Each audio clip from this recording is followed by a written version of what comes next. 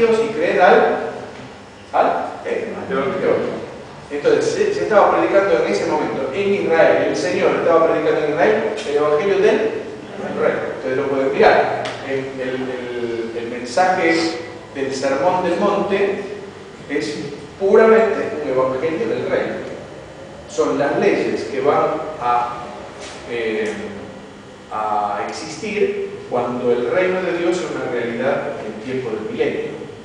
A pesar de que el mensaje del Sermón del Monte es útil y apto para la iglesia del Señor, el concepto del Sermón del Monte es eminentemente milenial. Así que el Señor lo que vino a hacer es a predicar el Evangelio del Reino. ¿Qué pasó con el Señor? Lo rechazaron. Y lo que se vea. Entonces, el Señor dejó ese Evangelio del Reino, quedó trunco. Muere el Señor. Y acá comienza la época de qué cosa? ¿La gracia o qué mejor? De la iglesia o el Espíritu Santo, ¿cierto? El Espíritu Santo y la iglesia. Porque decíamos que la gracia está en todas las dispensaciones. O sea que decir de la gracia es un poco... Está bien, la gracia reina. Es cierto en esta época, ¿verdad? Pero en todo caso, es la dispensación donde el Espíritu Santo obra con toda su plenitud en medio de la iglesia y naturalmente entonces de su receptor de iglesia. ¿Y qué evangelio se predica acá? El evangelio de la gracia. El evangelio de la gracia de Dios. Se llama así, el evangelio de la gracia. Termina este periodo. La iglesia es arrebatada. Acá empieza el tiempo de la... ¿Qué evangelio se predica acá?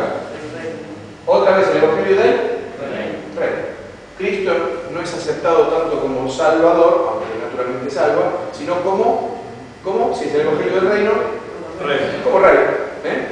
Muy bien. Y luego, ¿qué viene acá? ¿Este periodo cómo se llama? Milenio. El milenio.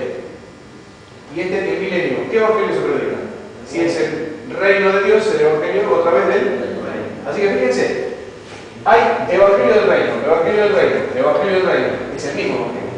Y hay un interregno, digamos, cuando este Evangelio es rechazado acá y hasta que se vuelva a predicar en esta época, este Evangelio que se predica acá es el Evangelio de la gracia de Dios, el Evangelio que nosotros hemos creído y que nosotros predicamos. ¿Está bien? En la época de la iglesia. ¿Se entiende esto? ¿Se entiende, verdad? Muy bien. ¿Alguna duda? ¿Cómo estamos? Qué bien. ¿Cómo me siento acá? Ahora, el última dispensación es la dispensación del milenio justamente, o reino milenial. ¿Cuál es la responsabilidad que el Señor exige, más que asigna, exige de los súbditos? La obediencia al Rey de Reyes y sus leyes. El motivo del fracaso humano, ¿cómo termina el milenio? Bárbaro, ¿no? Termina brillante. Lanzados en los que han creído, lanzados en el lago. Pero antes de eso, porque eso es el resultado de qué cosa, de qué suceso, de qué evento. Los que son lanzados al lago de fuego. Del juicio del gran trono blanco. ¿Está bien? Y antes de eso, ¿qué pasa? Cuando termina el milenio, ¿cómo termina el milenio? ¿Con qué cosa? No se acuerdan. Satanás está atado, desatan a Satanás y arma una revolución fenomenal. No, eso es antes. Armagedón está acá. Ahora se lo voy a poner en escatología. Ahora un poquito de escatología. Pero termina con una conflagración mundial. Satanás sale, Gog y Magog, ¿lo escucharon alguna vez? Y reúne a todas las fuerzas en contra del Señor para una batalla final. Y dice la Escritura que el Señor los mata con el aliento de su boca. ¿Sí?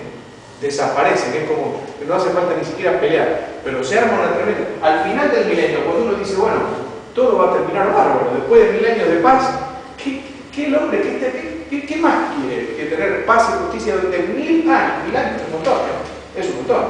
Mira, piensen que estamos en el 2000, piensen en el 1000 de nuestra historia.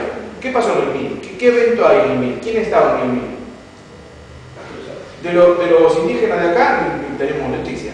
Vas a saber dónde estaban. En aquel momento estaban las cruzadas, año 800, 900, Carlomagno, miren lo que estoy diciendo, los árabes en España en el año 900, ¿sí? Constantinopla, es decir, miren lo que estamos hablando de 1000 años atrás, es un montón de tiempo, ¿o no? Para el Señor, ¿cuánto es? Un día. Un día. Qué grande es el Señor, ¿no? Un día. Bueno, ya pasó. Para nosotros 1000 años es un montón de tiempo. Bueno, 1000 años de paz no son suficientes para que el hombre se convierta. No, la rebeldía del hombre es tal que termina el milenio y se arma una conflagración inducido otra vez por Satanás, ¿sí? Que había estado trabado durante 1000 años, por lo tanto no podía, ¿qué cosa? ¿Qué hace Satanás? Engañar, no podía engañar, entonces sale a engañar a la nación y lo junta para la batalla final. ¿Qué quería decir? ¿Cómo termina esto? Termina con la rebeldía al final del periodo, que es lo que dice acá, el motivo del fracaso, ¿sí? Y luego el juicio divino viene, el castigo eterno en el lago de fuego. ¿Y cuál es la gracia manifestada? Naturalmente, durante el reino milenial, este evangelio, que sin lugar a dudas va a conquistar muchos corazones, porque en el reino nace gente o no nace gente, ¿sí? ¿Es verdad? ¿Sí? Entonces, esa gente que nace tiene necesariamente que escuchar un mensaje de gracia de Dios, y ese es el mensaje del reino predicado en el reino milenial. Y ahí se convierte, la gracia de Dios se manifiesta, aún en esa época, casi diría, no sé si decir sobre todo en esa época, con excepción de la iglesia, ¿sí? Sobre todo en esta época se manifiesta una gracia indecible de Dios salvando gentes todavía del engaño de Satanás y de la condenación. Pero va a ser más fácil en esa época que ahora. No lo sé. No lo sé. Por una razón no lo sé. Porque te das cuenta de lo que te digo, que el corazón humano sigue siendo adverso a Dios. Si no, no habría esa potencialmente esa rebelión contra Dios. Yo no creo tampoco que la gente se salve masivamente. ¿Sí? Porque si no, cuando termina estarían todos salvos. Y no están todos salvos. Se produce una conflagración y de todos los lugares de la tierra se juntan para pelear contra el Señor. De modo tal que hay, en el fondo, hay una rebelión interna en el hombre, porque el hombre es así. El hombre es carne, el hombre es rebelde, el hombre es contrario a Dios, enemigo de Dios, como dice el apóstol Pablo, ¿no es cierto? Somos enemigos de Dios, en malas obras, de ánimo, quiere decir, con toda nuestra fuerza, con toda nuestra intención, enemigo de Dios. Bueno, y ahí termina el cuadro, digamos, de la historia de la dispensación. Ahora, déjenme hablar un poquito rápidamente. 15 minutos de hablar de escatología es una pretensión, pero bueno, a ver si lo puedo resumir así, después lo miran en el audio. Las claves de la... ¿Qué es escatología? Los tiempos futuros. Los eventos futuros, ¿no? Las cosas futuras.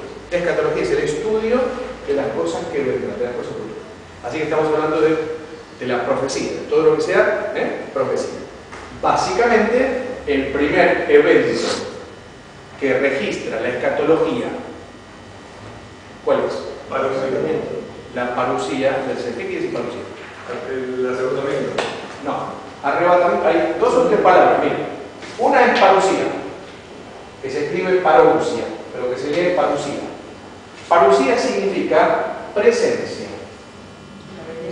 La presencia del Señor. Cuando el apóstol Pablo en 1 Tesalonicenses 4 dice, y así estaremos siempre, ¿con quién? Con el Señor, ¿sí? Lo que está queriendo decir es que su presencia estará siempre con nosotros. Por lo tanto, la parucía significa la venida